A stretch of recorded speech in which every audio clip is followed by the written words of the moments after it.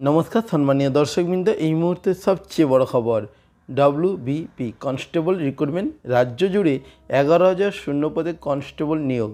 প্রয়োজনীয় যোগ্যতা ও পরীক্ষার সিলেবাস সংক্রান্ত বিস্তারিত জেনে নিন আজকের এই ভিডিওতে। যারা প্রথমবার চ্যানেলে ভিডিওটি দেখছেন অবশ্যই চ্যানেলটিকে সাবস্ক্রাইব করে পাশে আসা বেল আইকনটি প্রেস করে অল নোটিফিকেশন অন করে রাখবেন। ডব্লিউবিপি কনস্টেবল রিক্রুটমেন্ট 2024 ফের রাজ্য জুড়ে কনস্টেবল পদে একাধিক শূন্য পদে নিয়োগের বিজ্ঞপ্তি জারি হলো। সব মিলিয়ে মোট 11,749টি কনস্টেবল পদে শূন্যপদ প্রকাশিত হলো। এর মধ্যে 8,212টি পদ পুরুষ কনস্টেবল এবং 3,720টি পদ মহিলা কনস্টেবলদের জন্য। মাধ্যমিক পাস করলে এই পদের জন্য আবেদন করতে পারবেন প্রত্যেকেই। এছাড়া আপনাদেরকে জানাচ্ছি যে বিজ্ঞপ্তি অনুযায়ী কনস্টেবলদের নিয়োগের ক্ষেত্রে বেশ কয়েকটি নিয়মকানুন আপনাদেরকে মানতে হবে এবং কী কী নিয়ম রয়েছে সেগুলি আপনাদেরকে একে একে জানাচ্ছি।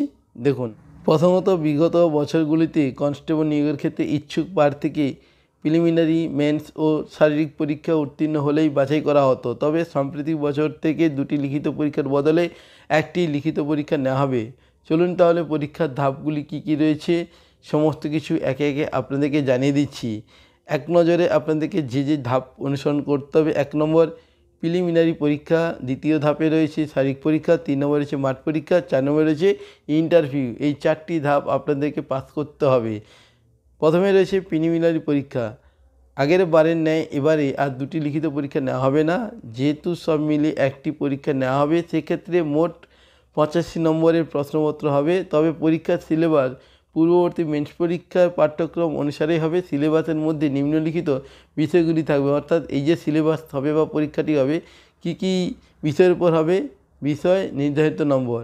জেনারেল অ্যাওয়ারনেস এবং জেনারেল নলেজের বিষয়ে থাকবে 25 নম্বর, ইংরেজি বিষয়ে থাকবে 10 নম্বর। এছাড়াও রয়েছে এলিমেন্টারি ম্যাথামেটিক্সের ক্ষেত্রে 25 নম্বর, রিজনিং ও লজিক্যাল অ্যানালিসিসের উপর থাকবে 25 নম্বর। এই বিষয়গুলির উপর কিন্তু পরীক্ষা হবে। এবার রয়েছে দ্বিতীয় ধাপ শারীরিক পরীক্ষা। শারীরিক পরীক্ষার ক্ষেত্রে প্রার্থীদের প্রথমত ফিজিক্যাল মেজারমেন্ট নেওয়া হবে, অর্থাৎ উচ্চতা, ওজন ও বুকের ছাতির মাপ নেওয়া হবে। দ্বিতীয়, প্রার্থীর শারীরিক কর্মক্ষমতা বাছাই করা হবে, অর্থাৎ তিনি কাজ করার মতো শরীর রয়েছে কি না সেই সমস্ত চেক আপ করা হবে।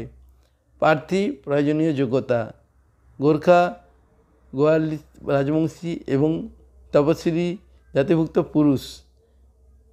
উচ্চতা 160 সেন্টিমিটার, ওজন 53 কেজি, ছাতি 76 সেন্টিমিটার হলেই কিন্তু তারা অ্যাপ্লাই করতে পারবে এবং তারা পাস করবে। সাধারণ অর্থাৎ জেনারেল কাস্টে যে সমস্ত পুরুষ রয়েছে তাদের ক্ষেত্রে 167 সেন্টিমিটার, ওজন 57 কেজি এবং ছাতির মাপ 78 সেন্টিমিটার। এরপরে রয়েছে গোর্খা এবং গোড়ো আলিস রাজবংশী এবং তফসিলি জাতিভুক্ত মহিলা প্রার্থীদের ক্ষেত্রে উচ্চতা 152 সেন্টিমিটার, ওজন 45 কেজি হলে কিন্তু তারা পাস করে যাবে। এরপর রয়েছে সাধারণ শ্রেণীর মহিলাদের ক্ষেত্রে উচ্চতা 160 সেন্টিমিটার, ওজন 49 কেজি হলেও চলবে। তৃতীয় লিঙ্গ অর্থাৎ যারা 3 নম্বর ক্যাটাগরিতে রয়েছে, আপনারা জানেন যে অনেক ছেলে মেয়েরা তৃতীয় লিঙ্গে রয়েছে, তাদের ক্ষেত্রে উচ্চতা 155 সেন্টিমিটার, ওজন 48 কেজি হলেও তারাও কিন্তু পাস করে যাবে। এরপরে মাঠ পরীক্ষা। মাঠ পরীক্ষার ক্ষেত্রে কিন্তু কিছু কিছু নিয়ম রয়েছে। মোট অতিক্রান্ত পথ এবং কত সময়ে পাস করতে হবে।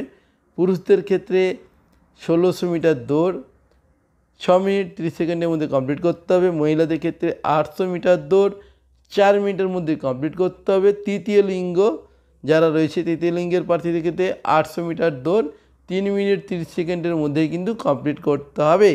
এরপরে রয়েছে তৃতীয় ধাপ অর্থাৎ ইন্টারভিউ।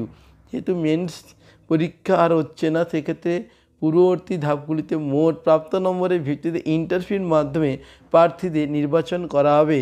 অর্থাৎ ইন্টারভিউ কিন্তু যদি পাস করতে পারেন তাহলে কিন্তু আপনি এই চাকরিটা পেয়ে যাবেন। এখানে আপনার কিন্তু বাদ দেওয়ার মতো কোনো প্রবলেমই থাকছে না।